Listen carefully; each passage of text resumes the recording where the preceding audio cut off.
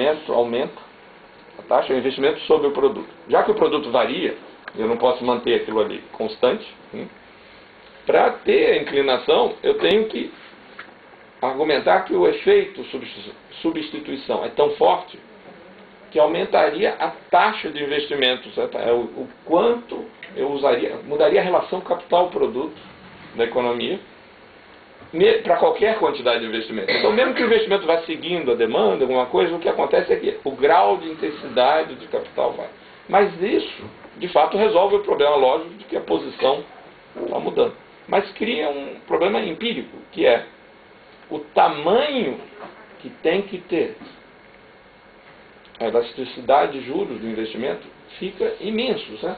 Se você olhar ali, a última equação diz investimento sobre o produto igual a A menos B da taxa de juros. Antes era o investimento igual a A menos B da taxa de juros. Mas se agora é a taxa de investimento, investimento sobre produto, é função da taxa de juros, significa em níveis de investimento, aquela expressão ali é, em vez de B, a elasticidade de juros do investimento é B vezes Y. Isso é, o investimento tem que crescer mais do que o produto quando a taxa de juros cai. Não é, o investimento tem que crescer quando cai os juros. Mais do que o produto. Tem que ser muito neoclássico, não só um pouquinho neoclássico. Então, essa aí está fora, certo? Seja por motivos teóricos ou empíricos. Ninguém, mesmo quando se observa alguma elasticidade de juros, investimento, desta magnitude eu nunca vi. Mas se for menos que isso, não dá. Porque eu preciso, para a historinha, de que tem um efeito persistente. Isso é, o único efeito que a intensidade de capital pode ter seria alterar a relação capital-produto. Basicamente. Ela não define o montante de investimento. E para isso é forte. É extremamente improvável você achar uma coisa daquele tipo. Quanto às funções de investimento heterodoxas, as críticas, em geral, tem duas críticas da nossa turma. Tá? Primeira é, ok, suponha que, a curto prazo, o investimento dependa de uma forma mais ou menos regular de uma diferença entre a taxa de lucro e a taxa de juros. Diferença, aí não tem nada neoclássico. O problema é, isso tem alguma persistência? A resposta é, como eu falei primeiro, se você leva em conta o processo da concorrência capitalista, na visão clássica, marxista, duas coisas acontecem meio automaticamente no processo de concorrência capitalista. Numa, mais rápida, é a tendência aos preços incorporarem as técnicas dominantes de uso difundido e os custos de produção, incluindo o custo do capital disponível difundido.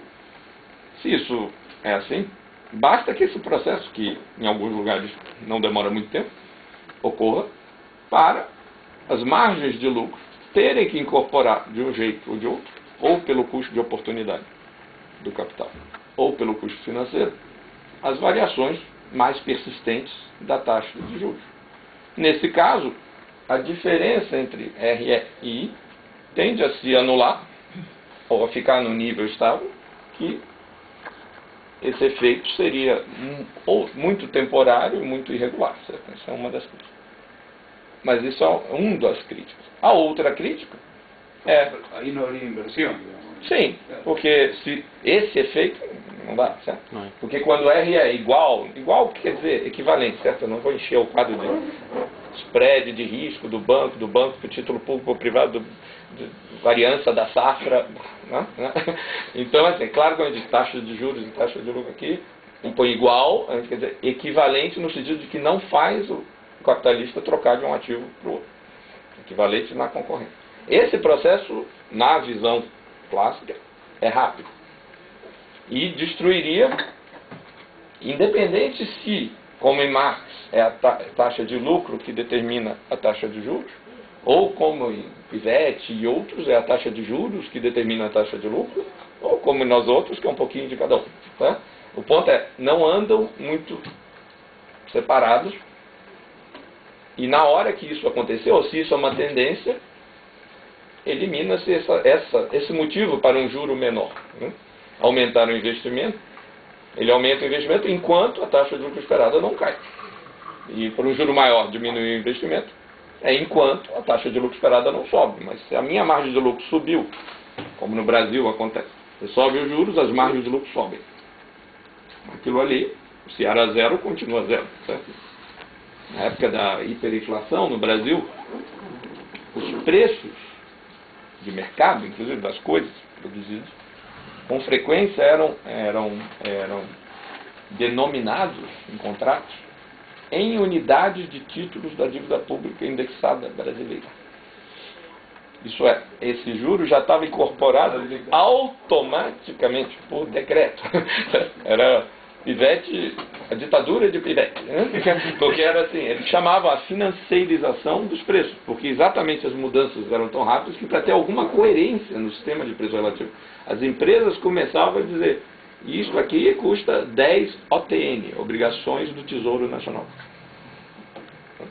Aí você não precisa nem mudar a margem, senão você não produz. Menos 10 OTN não produz. Isso é, não está, RE não está incluindo I, não produz. E, portanto, essa distância não durava muito tempo. Então, dizer que, por exemplo, o investimento era baixo naquela época pelos juros altos, diretamente fica difícil, certo? Porque não houve a discrepância e, digamos que, intensidade de capital, esquece, né? Mas então isso é uma crítica. A outra, obviamente esse processo não é tão rápido, fora situações extremas, mas essa é a ideia, certo? Não persiste essas diferenças por causa desse elemento da concorrência capitalista. Mas mesmo que persista um pouco mais, suponha que o cara mesmo assim, como aquilo é a taxa esperada, o capitalismo é uma bagunça, o agregado dos investidores invista, eles podem, animal spirit, whatever, né? Tem um outro processo mais lento, mas muito concreto, real, que a concorrência capitalista impõe. Assim como a concorrência, digamos, no que diz respeito ao capital circulante, vamos chamar assim, envolve aquele primeiro processo, isso é, eu só produzo quando minhas margens de lucro, e que são minha taxa de lucro sobre o capital circulante, estão equivalentes. Um processo mais longo e mais desigual e mais complicado, meramente pela maior durabilidade do capital, ocorre com o capital fixo. Que, evidentemente, o que vai acontecer, portanto, se persistentemente, mesmo com aquele problema, o investimento aumentar, vai criar capacidade ociosa para alguém. E esses não vão persistir investindo. O agregado do investimento, mesmo que seja movido inicialmente por expectativas, otimismo, etc., que pode estar no RE, sendo muito maior do que o R, não sustenta. Então as críticas usuais são muito gerais e de sua natureza. Um processo um pouco mais rápido, de ajuste de lucros e juros nos preços, e outro nas quantidades, que é mais lento, que é o do acelerador, mas que está lá também.